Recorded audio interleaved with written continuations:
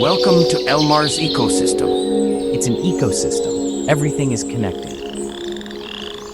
It's an amazing experience. A long while actually, because I was so busy with the school and stuff, but I'm trying to get into it again now. Well, you've never done it. I've never done it in my life before, so. That's cool. So you said you were at the herbarium and you did a catalogue with Excel. How does that work?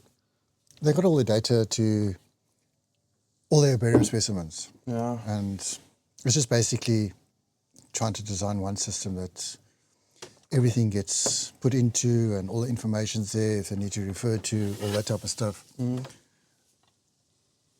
And trying to clean up the data, which I can't do, they need to do. So basically it's just creating macros in Excel. Yeah. And they want to do this, they want to save, and put everything into the right place, create the labels for the herbarium cards, all that kind of stuff. Okay. But what is the macros? You mentioned the macros. In Excel, Yeah. programs that do certain things. Oh, there certain things. Yeah. Yeah, So what things do they run like? It's not major. Okay. In the sense of they get the field data in, it's got to be entered, it's got to put it into the bigger database of all the plant specimens and that. So that's basically where do they find it, so it's location, all that kind of stuff, the soil types, etc., etc. So it's putting it into orderly fashion and format and being able to extract the information when needed. And obviously add things to it. Yeah. So it's just trying to get something that is user-friendly for them and then works. Because they've had systems in the past before and fine. Okay. Whoever created those systems was either a boffin or, I don't know, but they don't work easily. They don't work easily? No. So if you say it doesn't work easily, what does that mean? You can't like find certain data entries or... I remember back a long time ago, I had a look at the one system and it was just a question of trying to understand What's going on? There was no orderly fashion of entering data, extracting data that I could find, and then trying to find someone who actually knew the system to help you was just as difficult. Because remember, with herbarium, it's not a common product. If you've got Windows, you can Google it. No, it's 10 million people are using it, where herbarium stuff, how many people are actually using that? So it's a very select few that might actually know about those products. So yeah, it's taking, I think they've got over 11,000 herbarium specimens. Wow, that's a lot actually. On the list. And how large is the herbarium, like in size? Like how do they store 11,000 specimens? Okay, I'm not a boffin when it comes to that. Okay. Pretty much. I really want to visit it and I haven't visited it yet. I told Ludwig I'm going to visit and I haven't yet. But it's interesting. Everything's dried and all that kind of stuff. So when you're looking at a plant in the herbarium, you're not necessarily seeing what it looks like in the felt. Because it's dried out, you've lost coloration, etc. So they do have a process that they've got to go through to make sure there's no fungi or mites or anything like that on it. And amongst others, they put it into the deep freeze to freeze it. And it just gets stored in folders on shelves. So there's no special cabinets or anything like that. It's just every now and again the place gets fumigated to prevent any. yeah, As far as I know, that's pretty much standard practice. a lot of mothballs, all that kind of nonsense to keep away the bugs. The bugs, yeah. But there's no fancies. It's not a museum where you got all these fancy climate-controlled facilities. Yes. It's in a shelf, in a file, with all the necessary information dried out. And then when the clever people want to come and study something, then they can go in and analyze the structure, the seed, the whatever it might be, from specimens, and taking into account a lot of them are old. So you're looking at specimens from, I don't know what the oldest one is here, but I think if you it's take, over 100 years. I Yeah. think Ludwig mentioned it once. I'm not sure. could possibly, I haven't But it's looked, old. but since way back 200-300 years ago, they've been collecting specimens. Most of them are actually in overseas herbariums, because those days there was nothing in South Africa. There was none in South Africa. Yes, you go across the waters, and nowadays Cape Town Museum, I think, is the major. Zambia, all of them have their own herbariums. Zambia, of course, is the biggest that I know of Yeah, in this part of the South world. Africa, yeah. So you set up the program today now, and now is it going to work, or It looks like it. we hope so. Showed them what I've done in that, one or two changes that they would like, and overall it looks promising. And I basically took it from scratch. I took the data that they had, and everything's just in one long line, different columns, of course, and then starting to make head or tail of what is where, and then you want an orderly way to type it in with drop-down menus, because each thing that's got your soil, your moisture regime, whatever, there's groupings. And so you've got drop-down menus. They can't just go and type in what they want. So you can kind of like drop down on the soil type you want. Soil type, and they can select what And they you can want. select, okay, cool, Moisture, that's- aspects. Rare ericas from that Yeah. soil type. Yeah. And then it's like starting to do counts. How many Erica specimens do they have? How many this? How many that do they have? Yes, so they And- can see what they need Yeah. some of. And then I've also built in that. aspects of iNaturalist, of course. That I know that they are trying to, that when they do collect samples out in the field, they actually take photos of it and upload it to iNat. So of course, bring the links that when they enter the information, they put in the link to iNat, so you can go and see the photos thereof. Yeah. Same with checking of coordinates as well.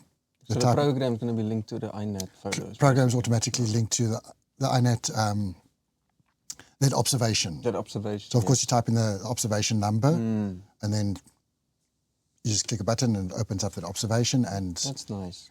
they can see it. The same goes with, for example, checking coordinates. Because that's the one thing that for all these rare plants, endangered plants, there's a lot of photos on the internet for them. It's basically just iNat. Where people have found rare stuff. There's many things just missing. You need to go to Most herbariums to find any evidence of some plants in our country. If you want to go for rares or endangers or anything like that, remember most people are going for the common stuff. Something that's, I'm not talking about the big game that's rhinos and all that kind of nonsense. Everyone knows where all the rhinos are. Yeah. They advertise on every website. But if you're looking at specific plant types and all that kind of stuff, yes, you are going to your more specialized. Yeah, it feels like Sites. you have to go like in a deep web to find some of these. Not quite. Not quite, but But yeah, no, you it's get what I'm saying. because people are not looking for it. Especially when it comes to your subspecies. Most people, they stop at species. Yes. The minute you go to subspecies and people start getting, why are you going to change my name? I'm not changing it. I'm just refining it even more. And it's the subspecies that are where the rares and endangers. You might have a common species, but you have a rare subspecies thereof. Yeah. So yeah, iNat is one of your main ports of call that the information gets stored on. It's 270 million observations currently on iNet, somewhere around there. It's amazing. Now, while you brought that up, you said you have a Facebook group on iNet that you made for the garden route area. It actually started off back in 2020, the year of Mr. C. the previous year, Cape Town had signed up for the City Nature Challenge. And then friend Colin decided he wants to sign up the Garden Route District, which is all 7 municipalities within the Also have a Garden Route. nature challenge. Yeah, because at that stage it was only Cape Town in South Africa. And then we signed up for 2020. I can't remember if someone else, I think there was a third place, can't off the top of my head remember. And of course, lo and behold, shutdown happened and put a bit of a stay on that. Well, didn't stay. A lot of people still did the CNC. The CNC went ahead, but in your gardens In your at home, garden. I can that kind remember of stuff. that time, yes. And with that, then I actually, just to market the CNC in the Garden Route area, I created a Facebook page, which I've now just expanded to be the Garden Route iNaturalist. It's iNature, or iNaturalist remains the core thereof. Just trying to keep people informed as to what's actually happening out there, if there's changes, if there's updates, if there's information, all that kind of stuff. So I What try type and of information is this for? it varies Varies. drastically. I can put up things from how to identify the difference between a male and a female of a species, terminology, learning stuff, how to, for example, the one recently that I ran, how to discover your mavericks, ideas of yours that go contrary to the general populace. So I'm always trying to think of things out there that people might be interested in. And if iNaturalist brings a new element into iNat's component, then I'll write up about it and post it. Because not everyone always follows the forums or the news iNat. flashes on iNat, Yeah, it's these not- places. It doesn't really come up in your feed that much, I've noticed. Like, Yeah, if you know where to find it, yes. you need to go look for it. Yeah, If you want you can quite to see easily it. miss Yeah. it, unless they Yeah. put a massive banner across the top. So I'm always on the lookout for those kind of things. Oh, yeah, that's an interesting topic. Let's try and create something about it. Yeah. And then one of the main things is teaching people. The closer it gets to every CNC or GSB, Greater Southern Bioblitz, Greater Southern Bioblitz, try that again. How to, what to, why to, where to, if to, all those kind of things. If you've got 5 photos of the same thing, don't upload them separately. Upload them into one observation. But if Yeah. you've got 5 different things, load them separately. People still make that mistake. It's a constant battle. Yes. Try and get people to do it. And then when they finally realize how to do that, then they do not know how to take a proper picture of a species, for instance. Like a tree, they'll just take a picture of the bark and Yeah. think everybody's going to know what tree this is. And then they get angry if you Just a tell bark, them, just a leaf. I can't ID it. Or just one single leaf. Yes, we get that. And not only just from the general layman, we got people, students from Sarsveld that do that as well. So we're talking about, Oh, if I think about myself when I was 19, 20, 21, I would have probably done the same mistake. there's not a problem with making mistakes. Exactly, just learn It's a from problem them. that people don't learn from the mistakes. It's all good and well, someone makes a mistake, you say, listen, you need this information or do this, whatever, but they never check their comments, their feedback, Yeah, they never go back to Yeah. iNat, unfortunately. and go and check up. Some people just post it and forget about it, and a month later they come back and then they see, 50 comments, I don't know what to do not with gonna. that. Nah. Yes, so I'm going read, and that's one nice thing about iNaturalist is that everyone is there to help everyone. iNat takes a negative stance against bad mouthing anyone. They do not like it as a general rule. Look, you're working with an international organization, Yeah. theoretically, so you've got to make sure that you do. Why would you want to badmouth someone on iNat in any case? I never got that. What's the point, badmouthing anybody on 'Cause some- social media? Just to get attention or what? Or you want to be right and they're wrong? it's, Or what's bad it? mouthing usually would come in. Listen, sometimes the things that go in my head are not the things that I actually type out. Because someone makes a mistake or error, asks a question, and you answer. It's fine. Listen, and they fix or they work on, listen, I really don't understand that, etc.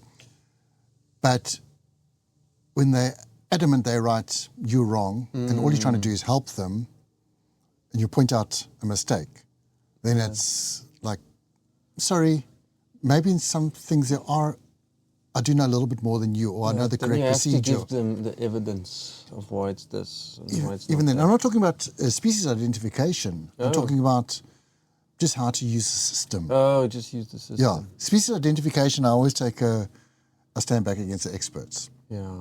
No, same. I'm no expert. I'm a generalist through and through. I try and know something about a lot of stuff, but little about nothing. And That's nice. Jack of It's- all trades. yeah, master of none.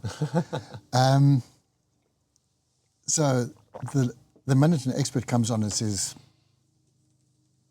you either as this, it's this species because of Oh, that this and that. this, what's the name? I bow down to them, because if an expert tells you it's something, who are you to say it's not? Yeah, sure, everyone makes mistakes. And I know experts have made mistakes as well. But someone once, I thought it was a classic actually, one of the experts had ID'd something contrary to what the observer, and then the observer left a comment there, something about, why should I accept your identification? And I know this person that had done the ID was an expert. So they put a comment on there like, if you ID a bird, you go to a bird book, and it says it's a jackal buzzard. Do you just not agree with it or whatever, or you accept it as a fact? It's a jackal buzzard, that's its scientific name, because it's in a book. Yes, this is not a book, this is online. I'm an expert, so I know what I'm talking about. When I say it's not that species because of this and that aspects, what's the difference between it being in a book, literature, or being online? It's not a big difference. It's not a big difference at all. No. And a lot of people... Especially if you wrote the book as well. Because that's a lot of the cases. Yeah. And I think a lot of the people don't realize that a lot of the people doing IDs are experts in their field.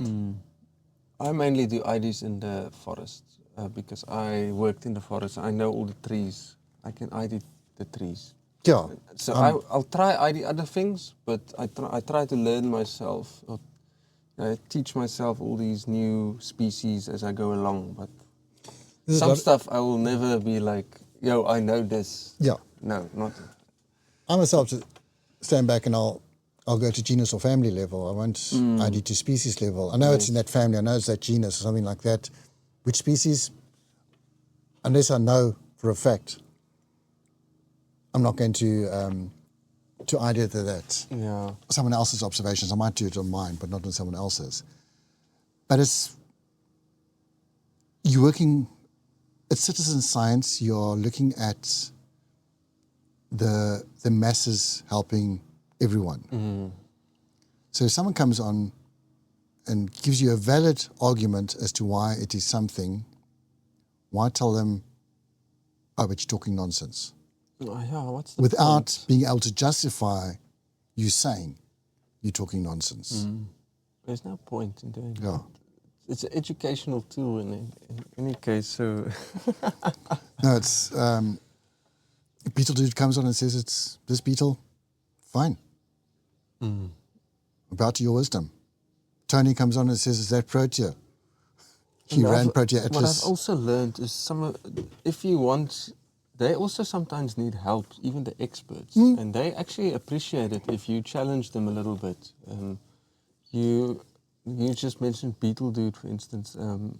Just give him an ID there sometimes of a beetle, and I went to research some beetles the one time I uploaded one, and yeah, and we got to the correct ID after a while just from doing some research on the genus and all that. So he didn't perhaps have the time to do that on his own. So sometimes they also need assistance, Of course, yes. and they appreciate that. Of course, yes. All the That's experts on iNat. the massive data that's going up there. Garden route I know is standing at a tad under 600,000 observations. That's for the Garden route district. South Africa in the region of 6 million, somewhere around there, I'm not sure. Worldwide, 270 million. Yeah, it's a lot. It's a lot of observations. How can it hold all that data together? Like, it feels like the program, I don't know if you've experienced it, but it feels like it's becoming slower to load. If you want to explore South Africa, for instance, there's so many observations coming up. Maybe it's just my experience. Maybe my internet is just poor or something. Yeah, that does play a big factor. There's always this ups and down days. Sometimes you have peak times, masses up. Remember, like, for example, South Africa or Southern Africa, we're pretty much getting dark at the same time. And most people are going to be out during the day, and come evening time, they're going to start uploading. So South African internet I get it. will start getting sluggish. That makes sense. You'll see the same when America starts waking up. Then you see a sluggish. The CNC, GSB, those kind of things play a factor as well. Yeah. It takes longer to upload during the CNC period, and now, of course, you're looking at uploading masses of information yourself, and other people are doing masses of information worldwide, that it's going to get slow. But so far, not to my knowledge, it has never faltered. Now and again, the amount of times that you've gone to log on to iNat and says, sorry, come back just now, has been minimal. Yeah, it's not a lot. Look, iNaturalist, and I'm speaking under correction here now, doesn't store all the information. Service providers like Amazon and that, and I could be wrong with Amazon, but I think they're one of them, actually stores the information for iNaturalist. Okay.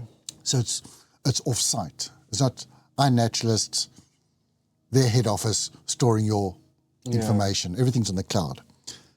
And so the likelihood of iNat actually going down is very slim. The likelihood of iNaturalist losing the data, I think, is even slimmer. Because it's not one central, everything's backed up and all that kind of nonsense. Basically, it's just a wealth of information. That is, whether you're a layman or whether you're an expert. How many species haven't been rediscovered or new species discovered? Through citizen science. Through citizen science. A lot. And not only iNaturalist, there are others as well. Yeah. But iNat is the... Yeah, you get some other ones just for specific groups of... Yeah, don't ask me what they all are. I know birding, you've got all your birding platforms. Yeah. But even that, a lot of them are struggling financially. Yeah. And I think it's better to just have one and just like converge all of it together, because then the money is also all together. All the nations can be at the same organization. You know, nations don't like talking to each other, and they always want to be better. I know. But that's like a utopia world. Yeah. They've been fighting. When did we? Around about 2017 was when a large bulk of us joined iNaturalist from the previous iSpot days. After that, because iNaturalist, again, I'm no expert in this, but you've got iNaturalist New Zealand, iNaturalist, Yeah, you do. different I've seen that iNaturalist before. Yeah. things. That iNaturalist New Zealand runs they're in iNaturalist, but they run as a slightly separate entity. Okay. So when it comes to common names and all that kind of stuff, they can manage their own. Whereas iNaturalist works predominantly on the American system. That's why you see a lot of the names Yeah. on the system are Americanized. Where it's, no, but it's this. Don't go look up Quickie and expect to find a Cape Wagtail. Yeah. So a lot of the names are Americanized, where if it becomes iNaturalist, your area, you can start putting in your local names. Yeah.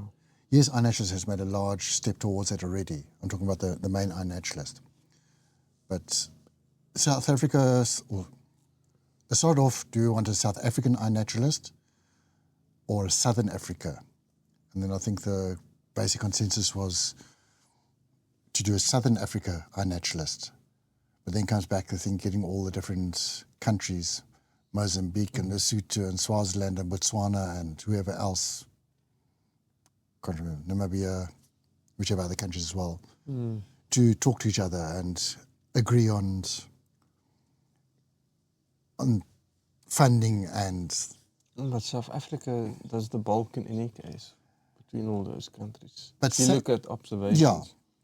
But SENBI, I think, likes to try and correlate Southern Africa's information because, okay, Fynbos is down this part of the world, but Savannah, it's not only South Africa that's Savannah. Yeah. It goes into Mozambique, it goes up into Botswana. Same with the forests. Yeah. So to just do South Africa, yes, it's possible. But you've got biomes that's spread over into other countries. So to try and create a uniform area when it comes to the biomes, that's why they've tried to go for the Southern Africa aspect. Could be wrong, but that's my take on that. And I think they are moving in the right direction. It's just taking longer than what they initially planned to do. It hasn't happened yet. But the sudden... To get all the Southern Africa everyone countries together. onto the same page. And in theory, they're all in favour of. But the minute it comes to putting pen to paper and the final agreements and all that kind of stuff, because INAT International, I call them that, the mother corporation, says this is what you can do, can't do, all that kind of stuff, and you've got to agree to these terms and conditions.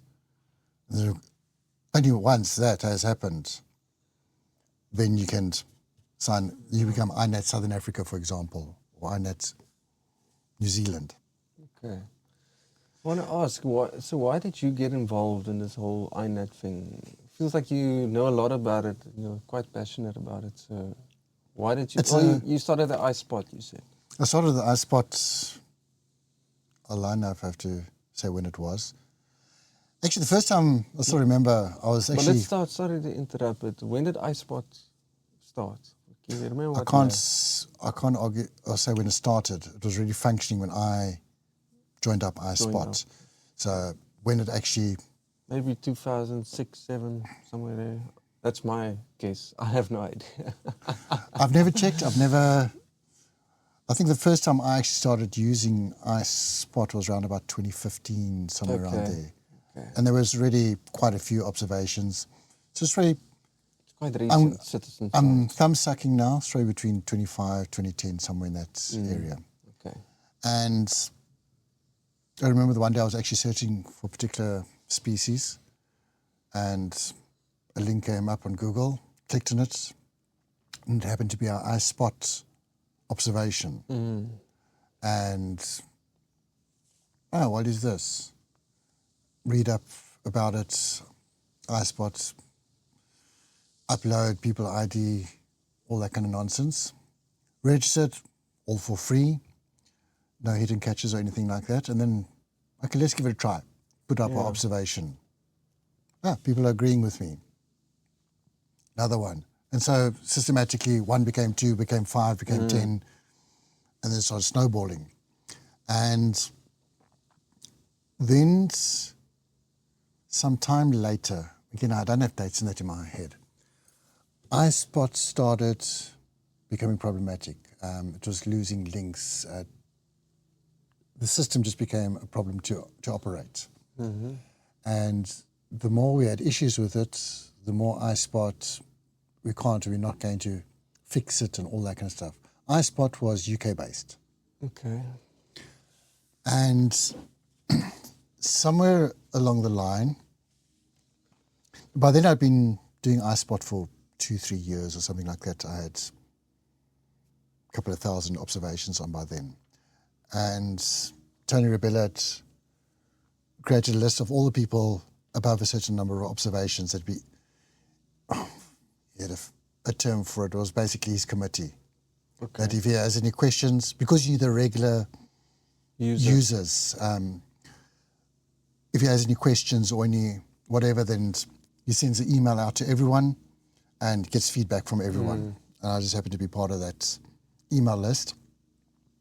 And then, as I say, iSpot started giving problems. So eventually it's like, should we maybe look at finding another alternatives? And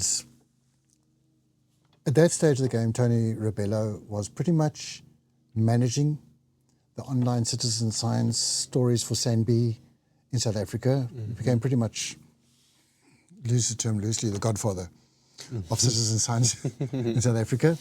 And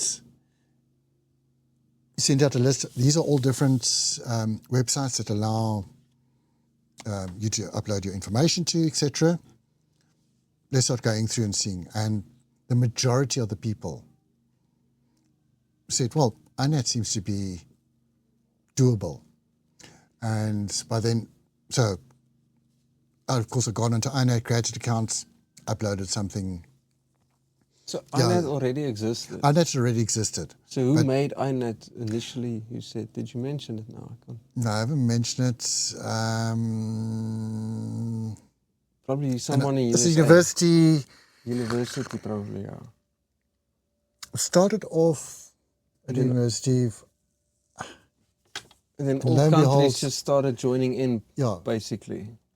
Basically, it started off as university, uploading the stuff and that, and just systematically, it just grew exponentially, being quite a stable system. And for the life of me, I can't think of all those. No, it's fine, don't worry. The technical details in that. When I want that information, I just go into iNaturalist and go read up about it. So it was a stable system, it was working, etc., and it expanded in Americas and eventually went out, and now it's just become a worldwide platform. I think all 7 continents are basically covered on iNet. So being a stable platform, and that we decided, okay, let's give iNet a go. But now we sit with the massive information on iSpot. Now you have to try and get that information onto iNet. SANB spoke to their legal eagles, and the legal eagles said, well, if SANB wants to download all our information from iSpot, they need permission from everyone. So we get an email, the form that we had to fill in to say, we give SANB permission to go on and download all our information from iSpot website and upload it onto the iNaturalist website. Yes. The information is still there on iSpot. I, for one, said, can stay there, I don't mind. So all those old observations of mine are still there on iSpot, but the same information on iNet is on iNet as well. And so it took a couple of months for SANB to do that and literally scrub the system. Now you have a lot of users who probably didn't even reply to the mail. Observations probably never got onto iNet. A lot of the major users did. Yeah, I would think. They see the importance of it.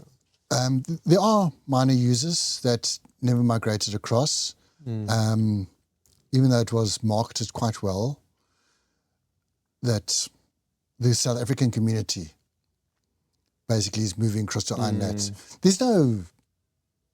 Someone can use iSpot.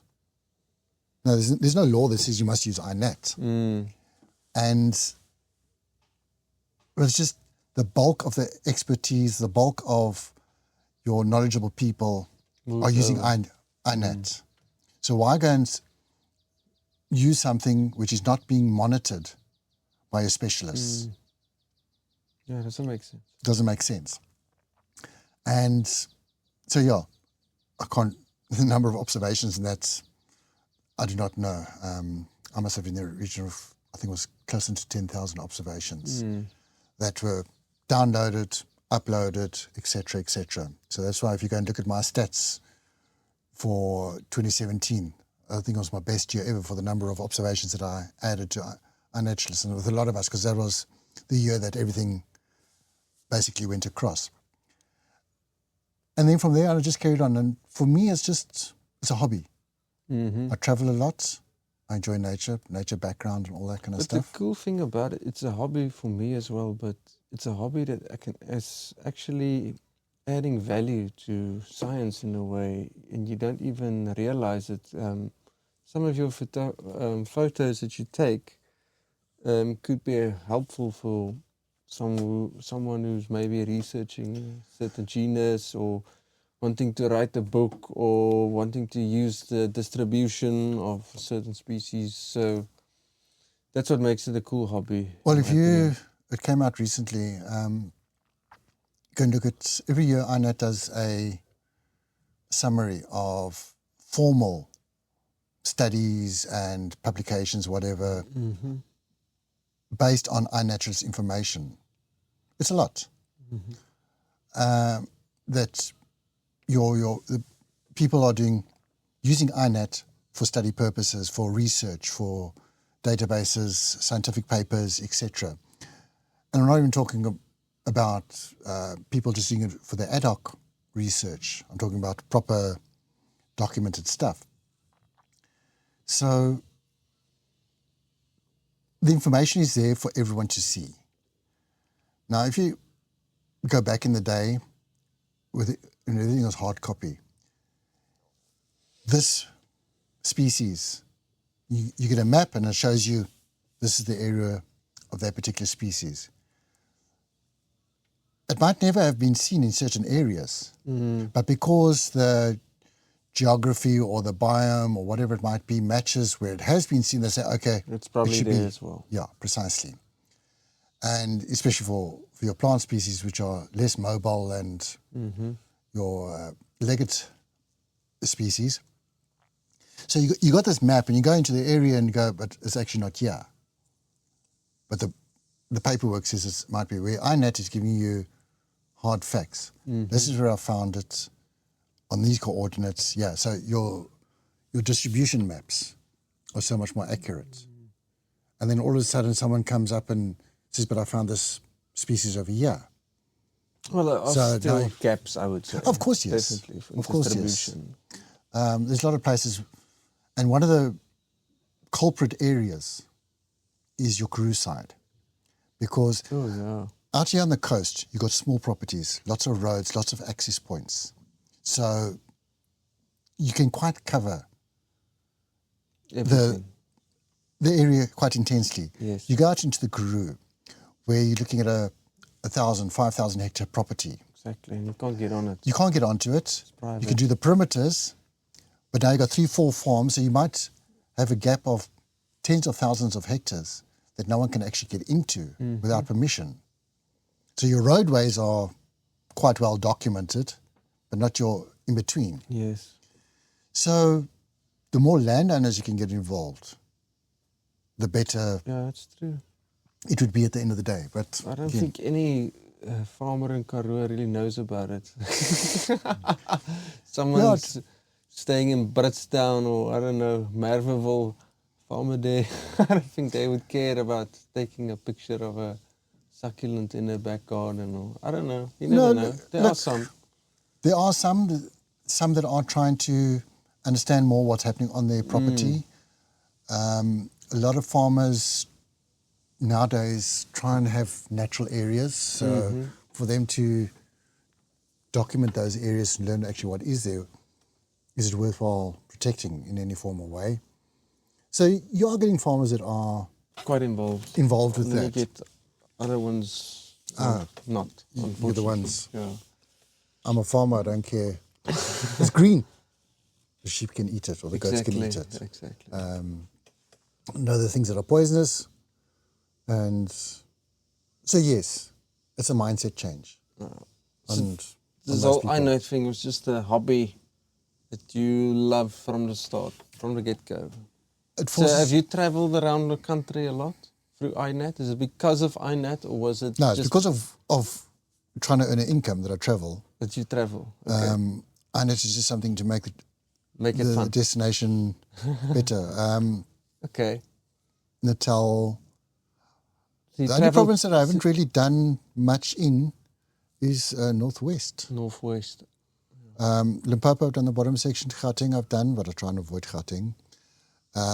Free State, Eastern Cape, KZN, Western Cape, of course, up to Orange River, Northern Cape. Namibia, I've been a bit. Lesotho, Swaziland. Those are all my... And it's all, you travel there for work. Been there for work, and while I'm doing it, stop. What I like to do, I don't like driving just to get to the destination. I like trying to make a trip off the drive. Yeah. I think all of us naturalists like to do Yeah. it that way. So I drive, and if I go across a river or I stop or I see something interesting, I'll stop. And I try and do a little mini bio blitz of that location. So stop and I'll walk around and I'll take off all the plants and insects or whatever I see at that particular spot. Then I'll drive for another 100, 200 kilometers, depending on how I feel, and I'll do it again. So I usually try and drive with time to spare so I can stop. I can easily drive. It's always nice to stop. I hate it to These, have a 1,000-kilometer journey and just never stop. I can never understand these people who go on holiday from Joburg to Cape Town. Never By stop. the time they get back to Joburg, oh, I need a holiday. I'm so tired. Yeah, because you did the trip in one go. Why don't you take 3 days to do Yeah, it's more the same fun. trip. You can see the country. to the country? And stopping at riverways, because river courses, if you go across a bridge or something like that, because there's usually a confluence of more different stuff. Whatever catches my fancy while I'm busy driving. And at the same time, learning. And because I'm in the working for water invasive alien plant industry, Is that why you travelled for Yeah. that industry? predominantly training or surveys and mapping, that kind of stuff. And if I've got to go to a new area that I don't know, one of the first protocols I go to is iNat. Go and see what is there, What is there? to get a feel of the That's place. what's nice about iNat. Yeah, Like, it's always, if I travel somewhere where I didn't plan to go, for instance, but even if I plan to go somewhere, I go onto iNat and see just for interest. Oh, Yeah. What can I find here? or if I go into, as you say, something interesting that you want to observe,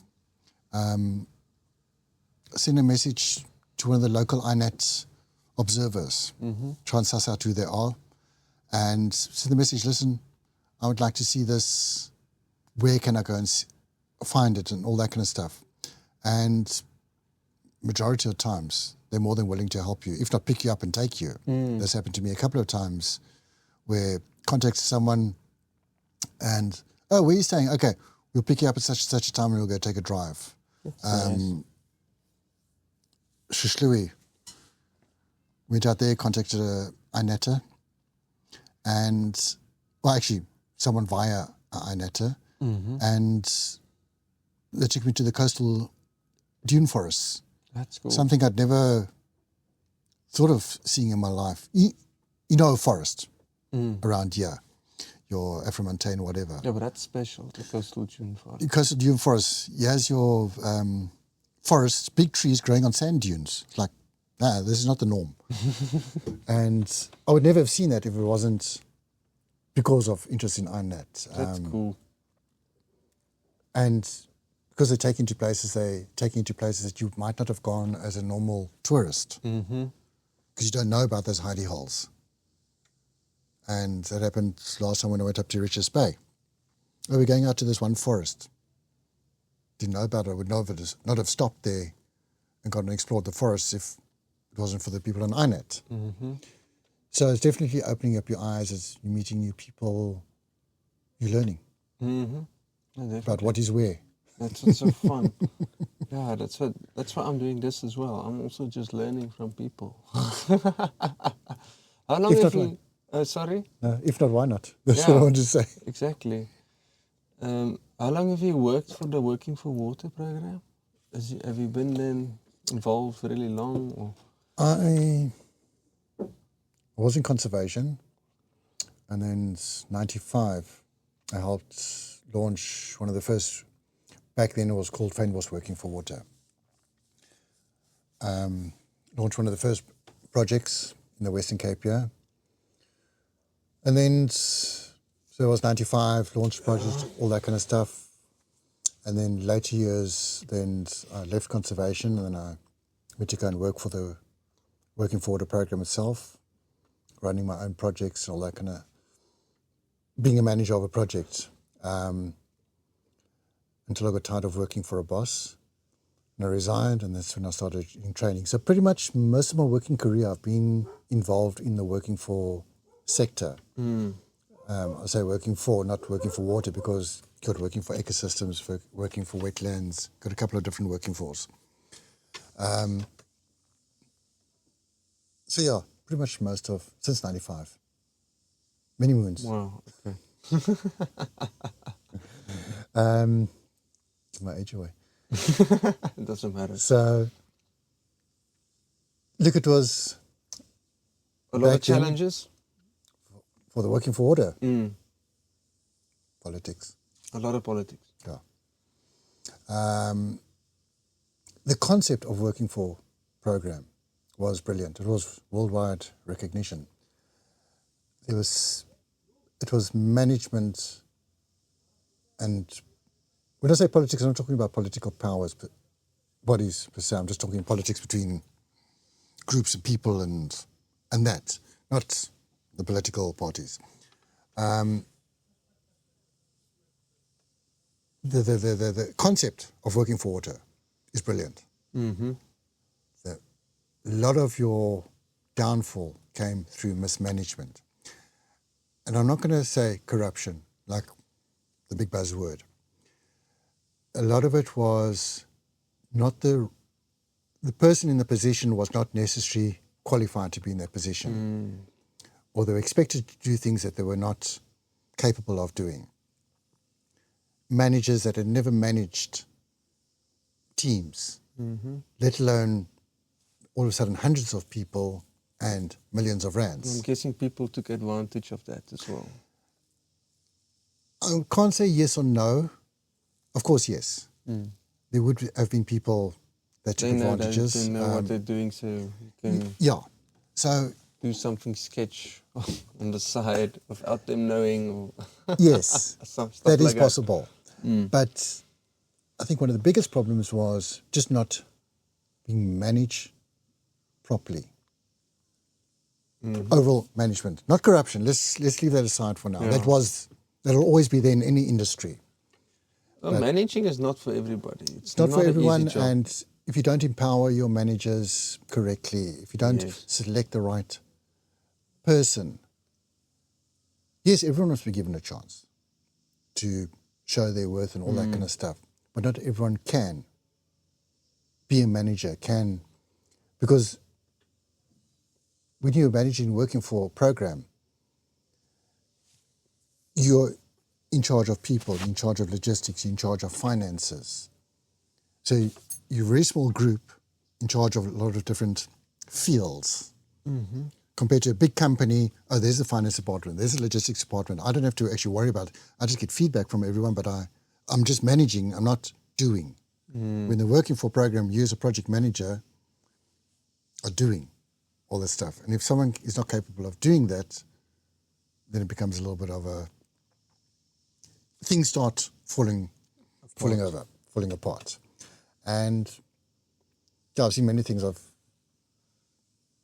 all over the place, different projects that I've encountered around the country. And a lot of it is mismanagement, but not by fault of the actual manager themselves, more by fault of the system, if that makes sense. Yeah. not the person. No, I get it. But how would the system fail? If you can explain that, perhaps. Because I actually want to know, because I know about working for water, and I've heard stories of some projects not working Well, because of, I did an let's say, audit. corruption. Can't remember when it was. I did an audit of a project out in the Free State side. And just to give you an idea, there's a young lady that was a project manager, or manageress, whichever you want to use. Her project was based in Clarence. Okay. Her office was based in Kwakwa, which was about 90, 100 k's away from Clarence. Okay. Why would it be there? For her to get emails, and this was a big thing, she had to drive all the way through to Bloemfontein, which is about, I think, 200 kilometers. No, it's quite Forgive me if I'm wrong there in the distance. Might be more. Might even be more. But No. let's say, for argument's sake, 200 kilometers. So now, the project's in the middle. Our office is due east, taking liberty here, poetic license. And to get her emails is due west. So one of my questions was to her, like, how often can she get emails? And she can only go through on a Monday to get to Bloemfontein to go and log into This was way back, This is back then. of course, yeah. And run through one of the government departments, not a private entity that was getting funded. It was through a government department. So on a Monday, she could go through to Bloemfontein, Just to go and get log into the emails. system, get her emails and all that. So I said, so what happens if someone sent on Tuesday email of something that's going to be done on Friday? She says, well, I'm only going to find out about it on Monday. I said, then you get into trouble. Yes. Then I got a warning because I didn't do it by Friday. Sounds ridiculous. She had a prepaid cell phone, which is her own. Can't remember if she had a landline in Kwakwa side. I remember she had a desk, she had a filing cabinet and a fire extinguisher and 2 chairs. That was basically it.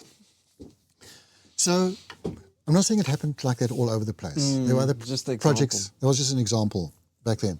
There are other projects which were way better kitted out. But if you're putting people into those kind of situations, you're going to have them fail. Mm-hmm. And it's not their fault. It's not their fault. The system, It's a like system. you said. Yeah. Okay. If you've got a manager and you give them all the training, the tools and all that kind of stuff, then you can find fault with the person. Mm-hmm. But you can't find fault with the person if you are not empowering them to do it. Mm-hmm. Why didn't you call me and tell me? Well, you didn't give me a phone, so how am I supposed to use my own private airtime? No. I don't have to use my private airtime, so give me official. No, we can't give you official. I'm just taking an example now. Yeah, Well, then I can't do my job properly. You can't find fault with me. exactly. And that was, I think, throughout the country, and I'm just using that as an example, not as a standard rule. Yeah. A lot of places did not empower their managers to do a proper job, whether it be through the tools or through training, the knowledge to do it. Mm-hmm. And then they want to find fault with the person, but meantime it's not the person that's doing it. Yeah, And I think that person's was not at fault. one of the major hiccups in the Working For program. Wish it would come back to life though, Yeah. like it was, but I think Working For Water has seen its day. You think it's seen its day? It's done for. It's done for. Look, the majority of the financing was from government. Mm. Do they even give financing for working for it? No, Not as much. No, now it's been slashed Minimal. bare minimum. Bare minimum. Like projects that last year budget was slashed by 50%. This year that budget has been slashed by 50%. So we might have been. And the invasives are just getting more and more. That's where another big problem comes in, is the follow-up. A lot of people, They don't follow. and some of the managers also, again, through ignorance,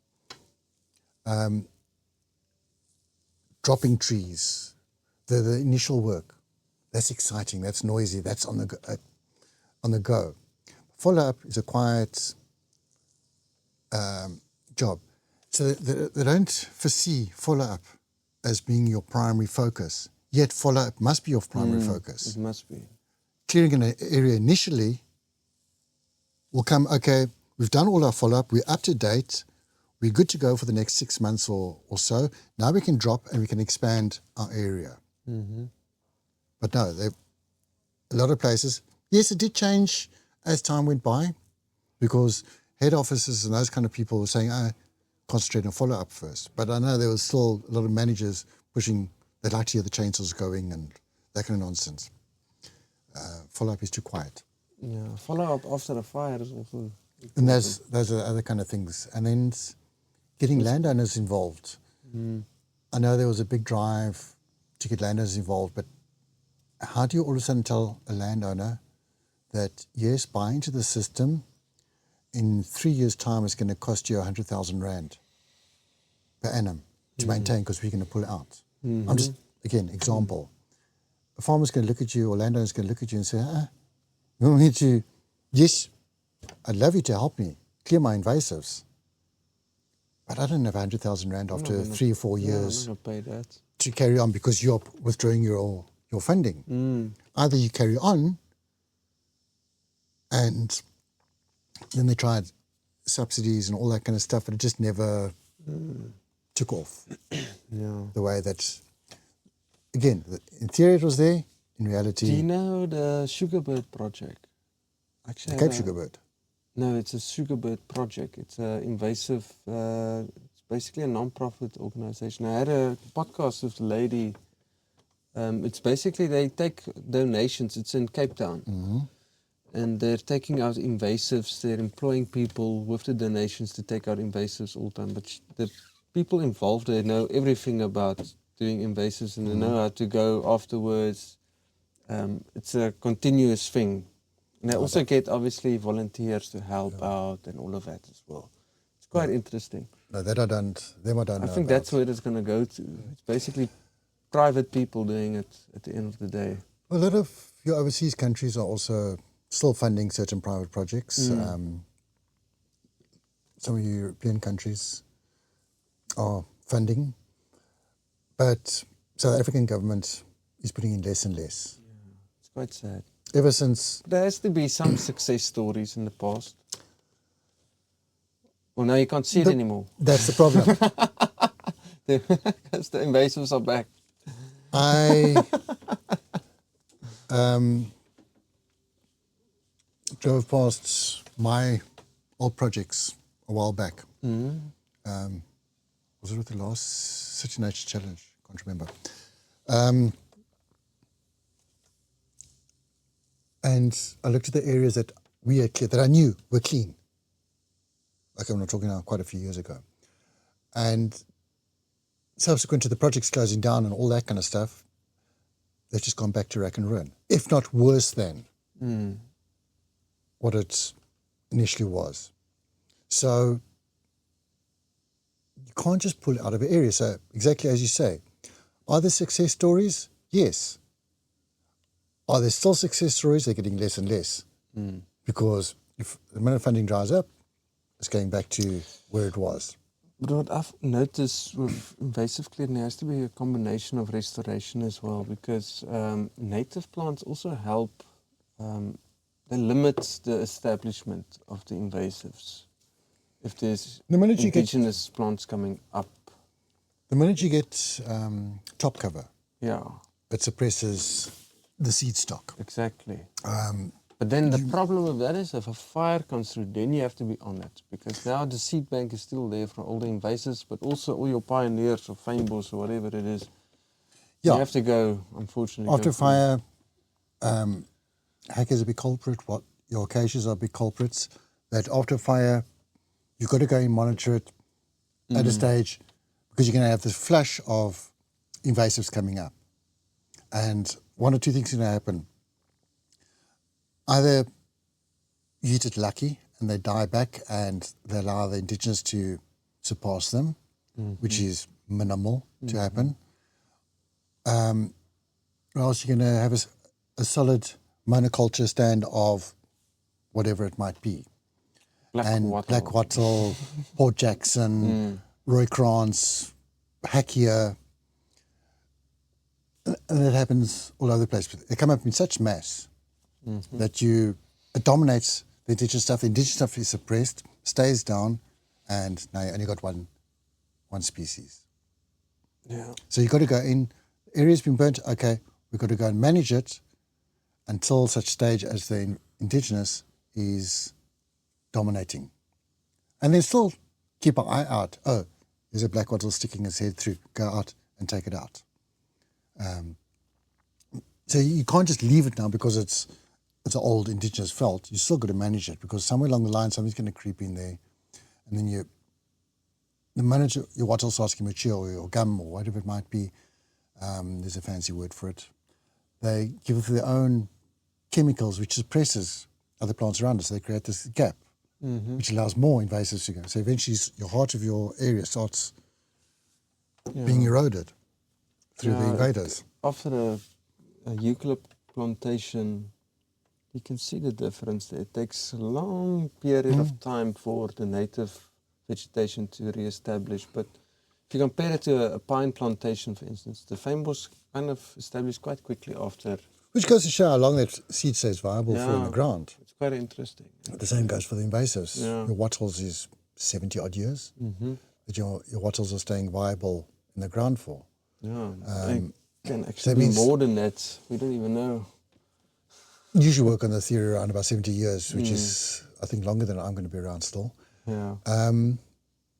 Which just goes to show for the next 70 years, you have to make sure that every wattle that starts growing, you have to remove it before it reseeds itself. And that's where a lot of people make the mistake, is the area starts, to use wattles as a common example, because Southern Cape has rotten with the stuff. You must take it out before it reseeds, because you're taking out one plant, but if it's already had one season of seeding, it's drop seed for another 100 plants plus. So you always got to monitor and take it out before it reseeds. And there was also a lot where a lot of the working for programs, they left it too long and they would reseed. So now you're taking out these plants, but it's already replaced itself. Yeah, exactly. Instead of taking We've out waited the plant. 5 years again and it's already made new seeds, flowered, made new Yes. seeds, Exactly. increasing the seed bank. Not really helping. Not really You're just paying for stuff. Okay, someone at least has a livelihood, has a job, but what's the goal? Yeah, that's where the Working For program started back in 95-ish, was the Minister of Carter Osmal, and we started with the whole RDP for people who don't have jobs to give them a job, and then, or give them an income. And then Carter Osmal took that concept and he created the Working For program to use government funds to give to people to give back to the government indirectly. I'm going to sound pessimistic now, but I understand that you want to give people jobs, but if it's not the most effective way, do you really want to do it that way? You understand? You want to use capital for people to use to go cut down invasive trees, but you can probably just hire an efficient Sure, yes. company or something to do it quicker. But you won't, not as a lot of people will get income from that as from working for water. So it's a balancing act. Yeah, look, you're quite correct that you can get jobs done with technology at a way cheaper rate than employing the masses. But the government already made the decision back then that we want to create mechanisms to give something back to people, which was manpower, manual labor. So they making the money available, that we want to give it to the people. And as Carl Asmal, Minister, said, okay, well, water problem, South Africa, invasive plants, yada, whatever. Let's look at removing the invasive alien plants. So we're fulfilling the mandate of the government, but we are getting something back. Yeah. Well, I don't understand that, because now you can hire 100 people with hand saws, right? Mm-hmm. 100 people is getting income, but you can hire just one guy with a chainsaw, do the same work for less money. And clear A lot more. See, it's all a balancing But act. now you're helping 100 people with food on the table, but the ultimate goal is, I don't know, time, you know. Oh, your time. It's 3 o'clock. Oh. Yeah, it's a bit of a catch-22 situation, and let those that like debating and that kind of stuff, let them argue that. You're not going to get everywhere with technology. You can go in on a flat piece of land with the excavator and do minimal damage. I'm not saying no damage. Minimal damage to the ground, and remove hectares of invasive plants. Especially if it's a dense monoculture.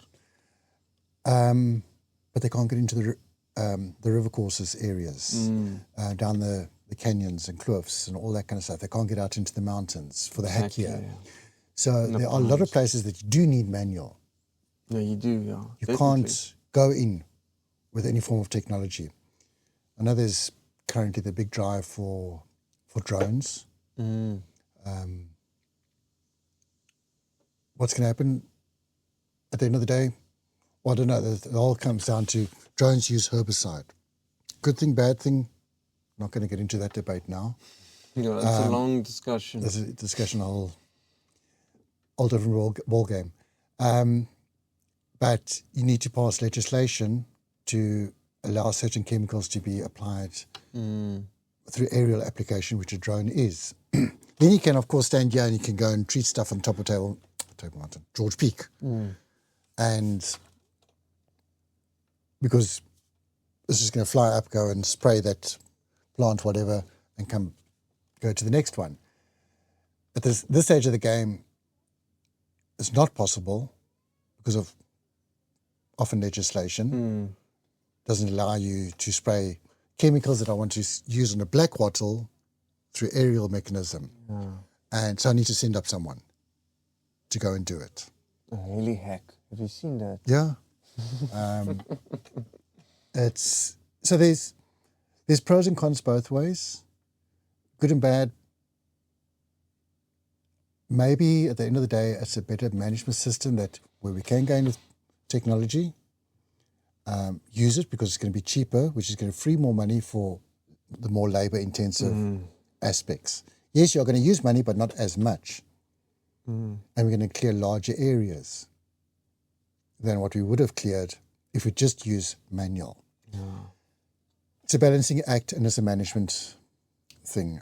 Definitely. I think the future, what it holds, is also like citizen science, where we observe species. I think people that are passionate about nature also have their small, I don't know if you have one obviously on you, probably if I've like a small handsaw. I take my handsaw all the time when I go to the mountain.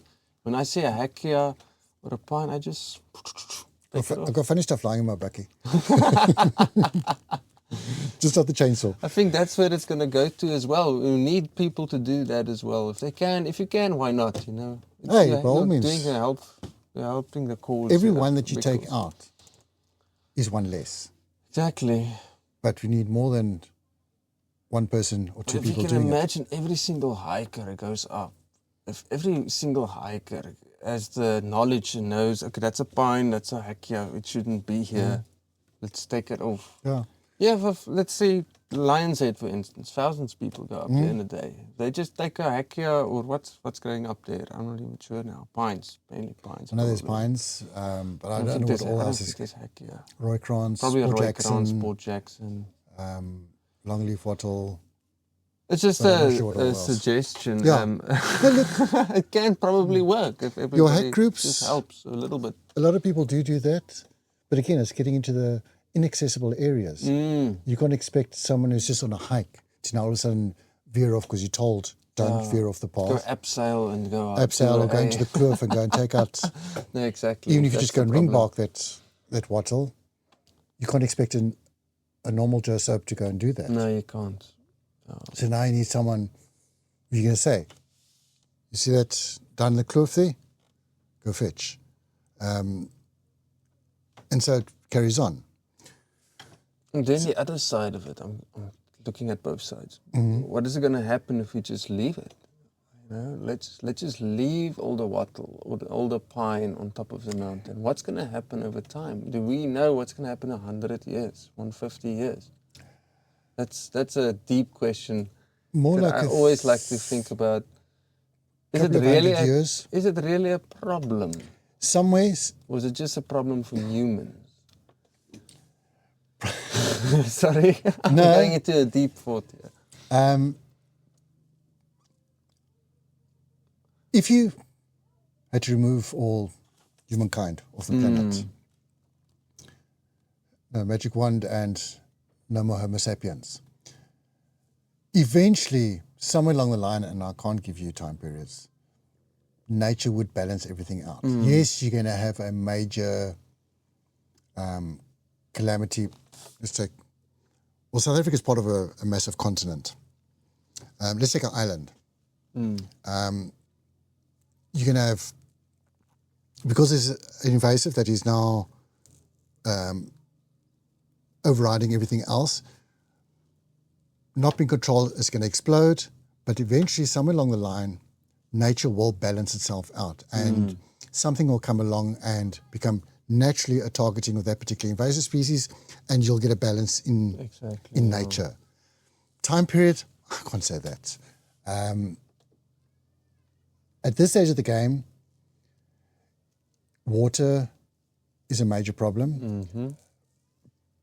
Biodiversity is the big buzzword because it does assist in wiping out species and all that kind of stuff. But water, agricultural problems, aesthetic value,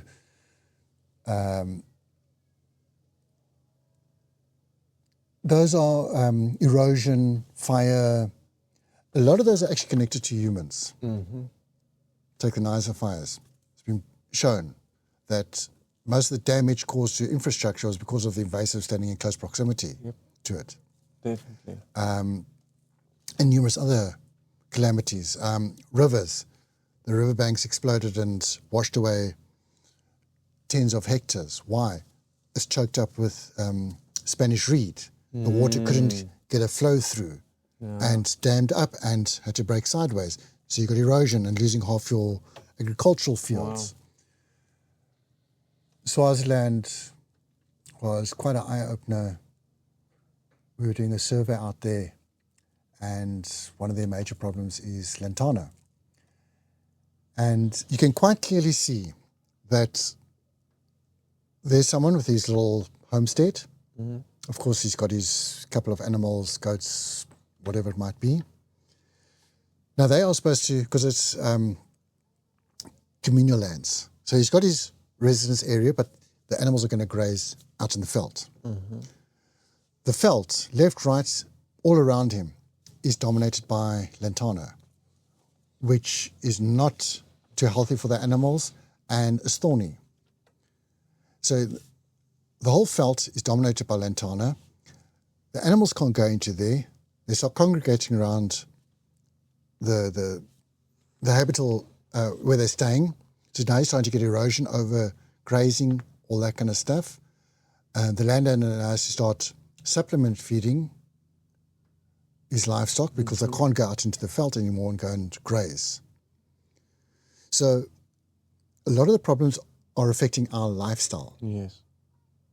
Lack of water, agricultural, all that kind of stuff, let alone the biodiversity thereof. It was just taking over the mountainside. Go and look at the mountains when the hakea stands back-to-back dense stands. your wildlife are not going to go through it. No. And one of the classics that people always say to you, oh yeah, but what about the birds and all that's in the pine plantations and the wattle stands and all this kind of nonsense? Yeah, First of all, there's a little bit of good in it, but yeah, mainly bad. majority of the species do not actually, they might go through the Use it as a plantation corridor. but they don't live there. Yes. Secondly, they don't eat anything that's there. No, They got to migrate out and go and eat. Now, my question is, build a shelter there, like your predatory birds, like in eucalypt trees. Yeah. So I like to do Look, that.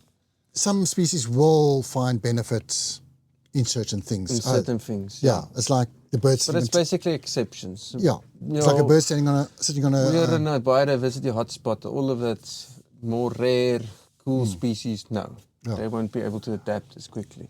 My big question is, before mankind came and did up all the plantations and brought in all these lovely invaders and all that kind of nonsense, what did they eat then?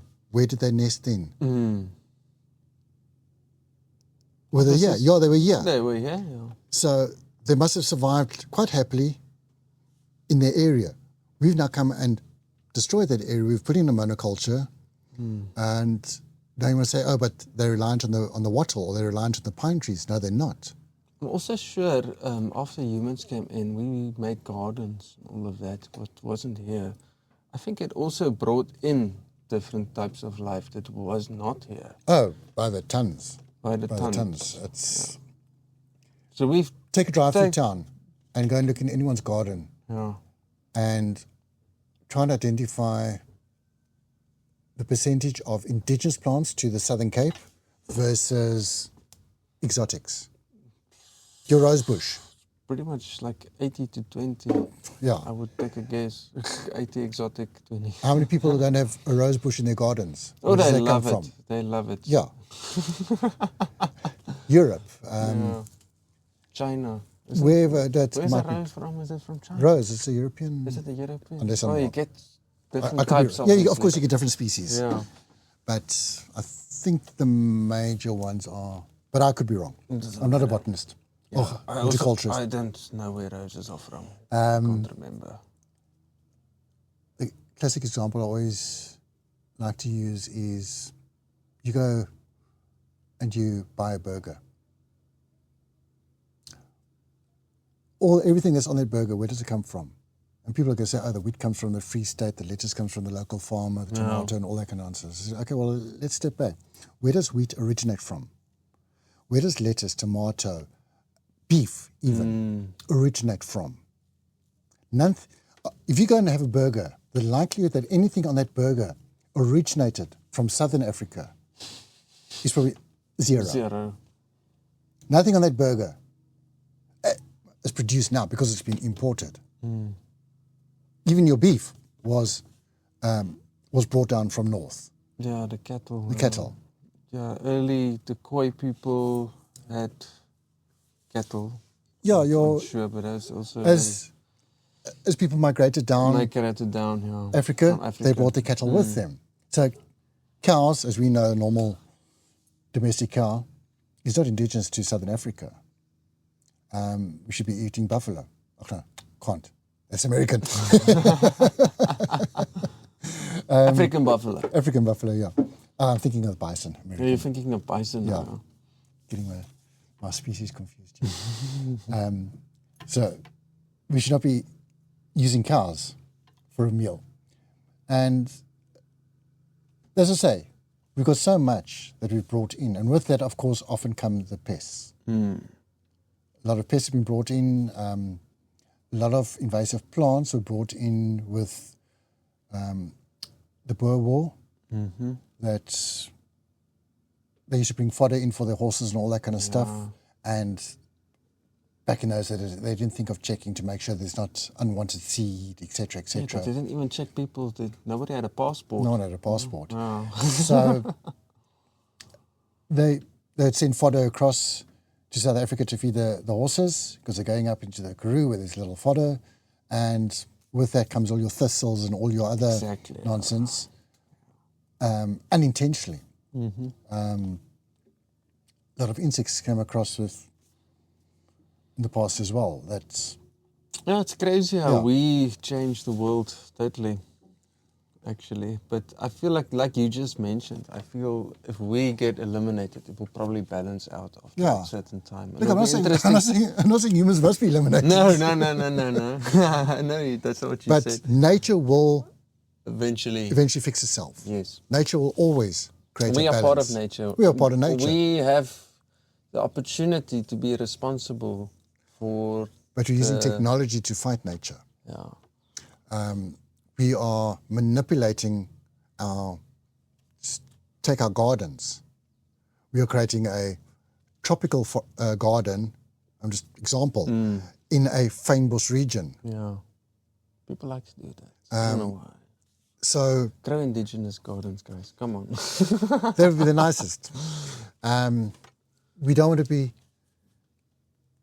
And the other problem is also, back in the day, everyone was subsistence people. So you had your little vegetable section, all that kind of stuff, and you bartered for whatever you didn't have. Nowadays, because of cities, take that as an example, you got 2 million people stuck on a small piece of land, no chance of producing their own food.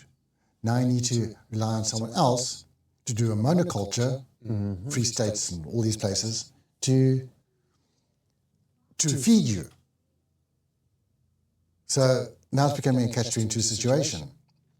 Oh, we don't like monoculture. He's only got growing millies. Well, because the masses in the city want bread. Yeah. No, if they're growing their own, we didn't have to do monoculture.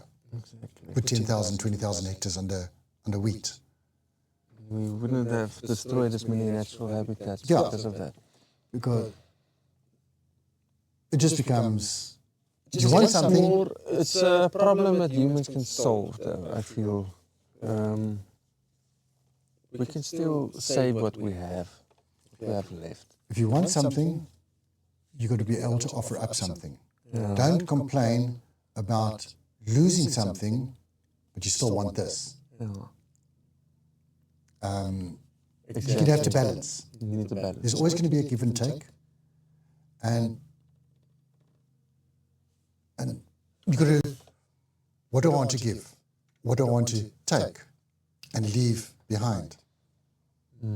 We love fish. Okay, so let's wipe out all the fish. Tomorrow we're not going to have fish. So what then we're going to cry because there's no fish. Well, fine. Sustainable. That's what it comes down to. It's just managing. Yeah. And managing. It's weird how life changed during the years, because now I'm staying here in the flat. I don't need to, bake my own bread or go out hunting or, it's a weird concept, and it's not long ago that used to be the norm, It's not 100 years ago, 1920s, people living on a farm, they hunted, here in South Africa. Yeah, every day. They were game to hunt. Every day the bread was in the oven. Yeah, exactly. Now the problem comes in because of, one of the problems, urbanization, you've got a factory making bread. So they can put it on the shelf for 15 Rand. Go and work out the cost of you making a bread. Electricity, time, new ingredients, all that kind of stuff. A lot more. It's going to probably cost you It becomes a double. luxury. Yeah, A luxury homemade item. bread is It's a now a luxury. luxury item. It used to be the norm. The norm, yeah. Buying bread in the shop was a luxury. Yeah, back exactly, back then. So, Consumerism and capitalism to the max, basically what happened there. They took the power out of the people. I'm not a perfect example. I buy my bread from a shop. Yeah, we All all that kind do. of stuff. I drive a diesel bakkie. Yeah, I'm also. We all are. We all are. We can't do otherwise. Well, I can't. I won't be able to survive on my own if I had to go be subsistence now. Then probably die. Eat, I don't know what I will grow for myself. The knowledge has not been passed on to us as well. What you can consume out there if you had to be subsistence. Subsistence. You can't afford to be subsistence. You have to be like, being subsistence now is a luxury. That's a fact. That's a fact. If you are subsistence now, you've got it right. You've got You're you're one of those lucky got to have ones. money in the bank because you're not going to be able to grow or barter everything. Yeah. So you're going to have to some of the time go to the shop to go and buy your Yeah. whatever it might be. Baby oil. For example, coffee. Yeah. You won't be able to make your own coffee. That's a bit hectic. Yeah. Not here. Maybe. I don't know. In a closed environment. But yeah, it's crazy. Yo, you see, One day. I don't know where this conversation's gone to, but it's nice. I like it. No, nor do I. Yeah. Nor do I. But yeah, otherwise, just seeing what's out. But it's, the more you learn, the more you want to read up things. The thing, coming back to our iNat things, is there's one thing that iNat helps you. You discover something, or you ask a question, and so you start doing a bit of research. And so just expands, and you start going into a whole different field, just like the conversation. Yeah. I love it how the world just keeps changing a lot. You have to adapt to the changes just as fast. Now you can adapt to IA. Yeah. AI. AI. Yeah. Intelligence artificial. It is a big thing, but you need to be looking at the positives. It's going to help to bring knowledge to people as well. If you use it correctly, I don't have a problem with it.